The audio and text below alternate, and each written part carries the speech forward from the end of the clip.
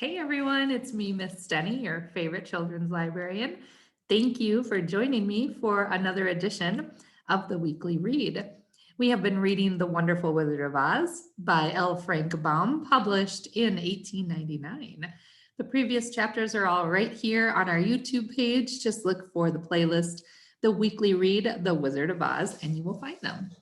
We're going to jump in right where we left off, chapter 19. Attacked by the Fighting Trees. Here we go.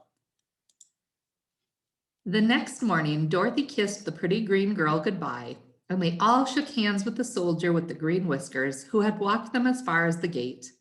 When the guardian of the gate saw them again, he wondered greatly that they could leave the beautiful city to get into new trouble. But he at once unlocked their spectacles, which he put back into the green box, and gave them many good wishes to carry with them. "You are now our ruler," he said to the Scarecrow, "so you must come back to us as soon as possible." "I certainly shall if I am able," the Scarecrow replied, "but I must help Dorothy get home first." As Dorothy bade the good-natured guardian a last farewell, she said, "I have been very kindly treated in your lovely city, and everyone has been good to me. I cannot tell you how grateful I am." "Don't try, my dear," he answered. "We should like to keep you with us. But if it is your wish to return to Kansas, I hope you will find a way." He then opened the gate of the outer wall, and they walked forth and started upon their journey. The sun shone brightly as our friends turned their faces toward the land of the South. They were all in the best of spirits and laughed and chatted together. Dorothy was once more filled with the hope of getting home, and the Scarecrow and the Tin Woodman were glad to be of use to her. As for the lion, he sniffed the fresh air with delight and whisked his tail from side to side in pure joy at being in the country again. And while Toto ran around them and chased the moths and butterflies, barking merrily all the time. "City life does not agree with me at all," remarked the lion as they walked along at a brisk pace. "I have lost much flesh since I lived here, and now I am anxious for a chance to show the other beasts how courageous I have grown." They now turned and took a last look at the Emerald City. All they could see was a mass of towers and steeples beyond the green walls, and high up above everything, the spires and dome of the Palace of Oz. "Oz was not such a bad wizard after all," said the Tin Woodman as he felt his heart rattling around in his chest. "He knew how to give me brains, and very good brains, too," said the Scarecrow. "If Oz had taken a dose of the same courage he gave me," added the lion, "he would have been a brave man." Dorothy said nothing. Oz had not kept the promise he made her, but he had done his best, so she forgave him. As he said, he was a good man, even if he was a bad wizard. The first day's journey was through the green fields and bright flowers that stretched about the Emerald City on every side. They slept that night on the grass, with nothing but the stars over them, and they rested very well indeed. In the morning, they traveled on until they came to a thick wood. There was no way of going around it, for it seemed to extend to the right and left as far as they could see. Besides, they did not dare change the direction of their journey for fear of getting lost. So they looked for the place where it would be the easiest to get into the forest. The Scarecrow, who was in the lead, finally discovered a big tree with such wide opening, spreading branches that there was room for the party to pass underneath. So he walked toward the tree, but just as he came under the first branches, they bent down and twined around him, and the next minute he was raised from the ground and flung headlong among his fellow travelers. This did not hurt the Scarecrow, but it surprised him, and he looked up and was rather dizzy when Dorothy picked him up. "Here is another space between the trees," called the lion. "Let me try it first," said the Scarecrow, "for it doesn't hurt me to get thrown about." He walked up to another tree as he spoke, but its branches immediately seized him and tossed him back again. "This is strange," exclaimed Dorothy. "What shall we do?"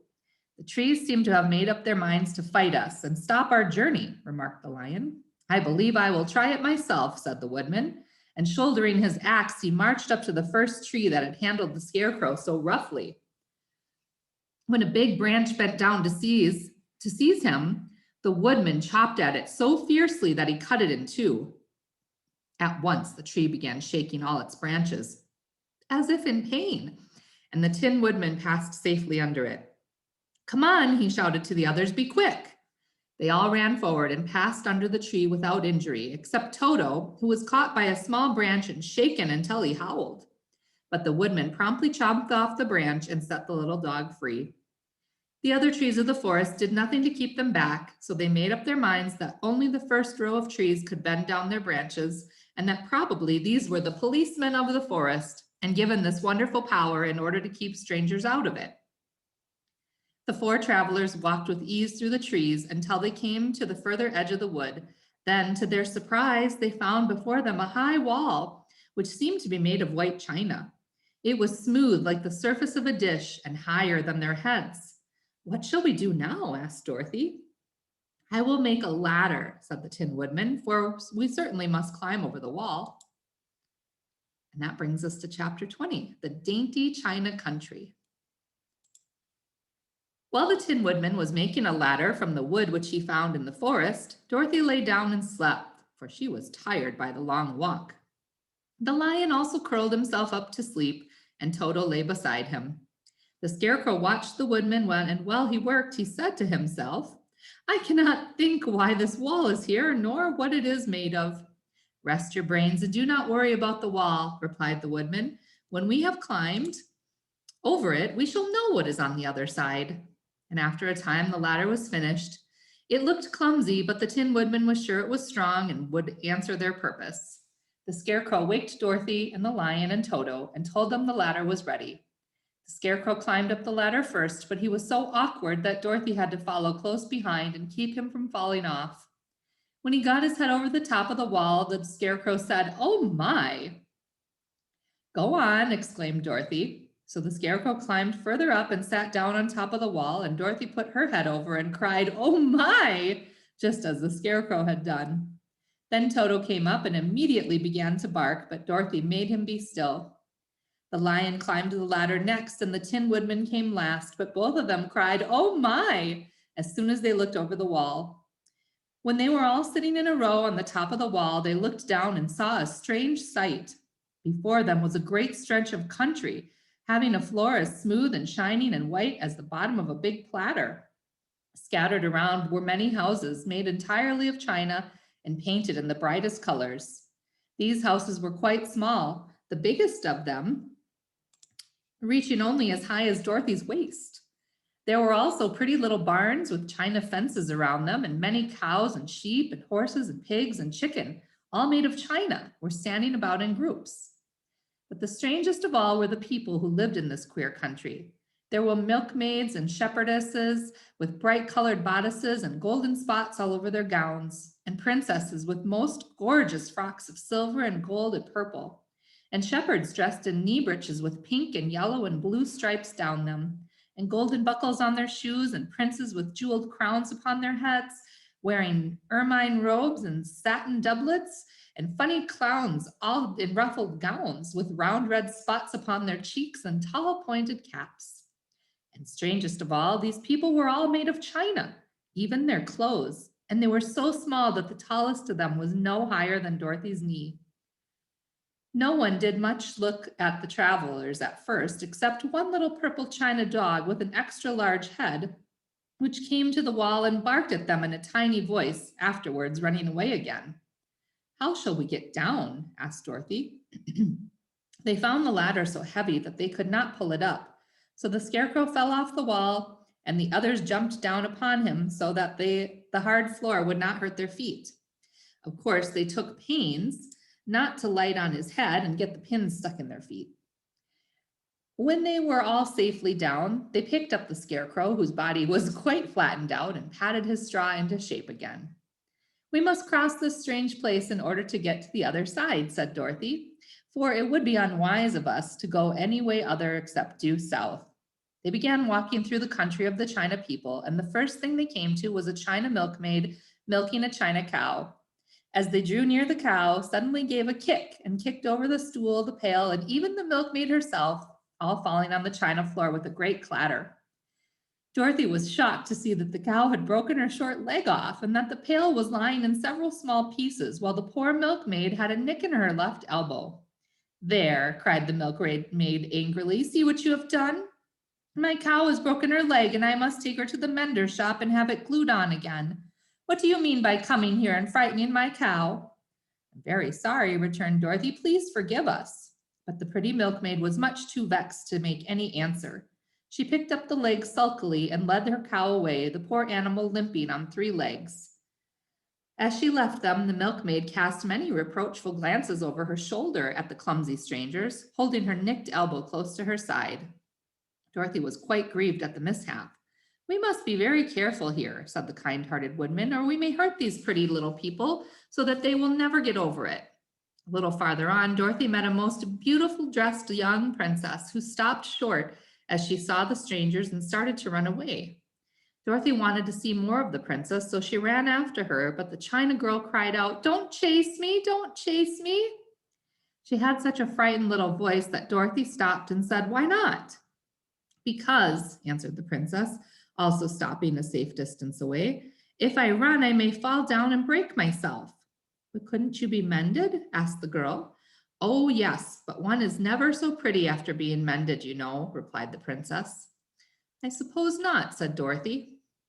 "Now there is Mr. Joker, one of our clowns," continued the China lady, "who is always trying to stand upon his head. He has broken himself so often that he is mended in 100 places and doesn't look at all pretty.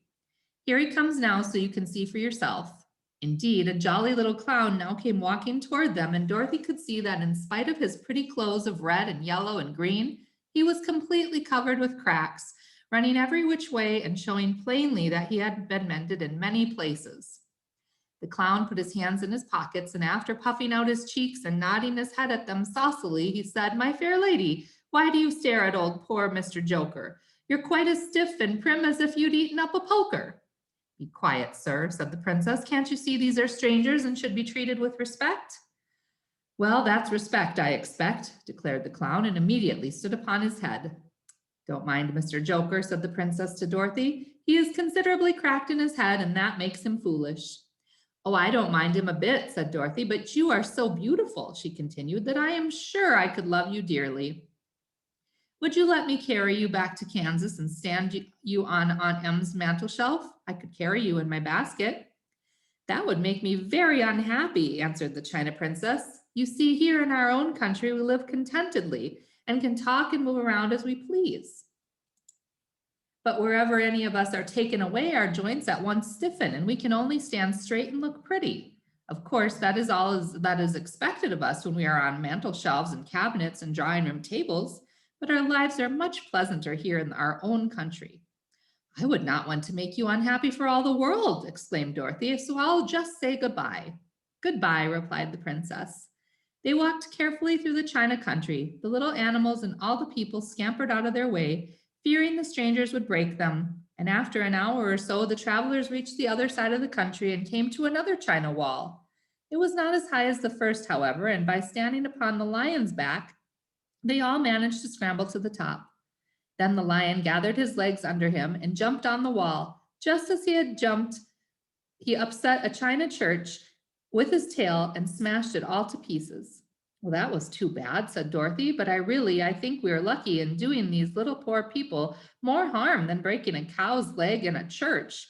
They are all so brittle." "They are indeed," said the Scarecrow, "and I am thankful I am made of straw and cannot be easily damaged. There are worse things in the world than being a scarecrow."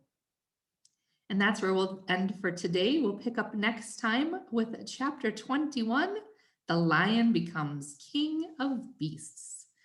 Hope to see you then. Take good care, friends. Bye-bye.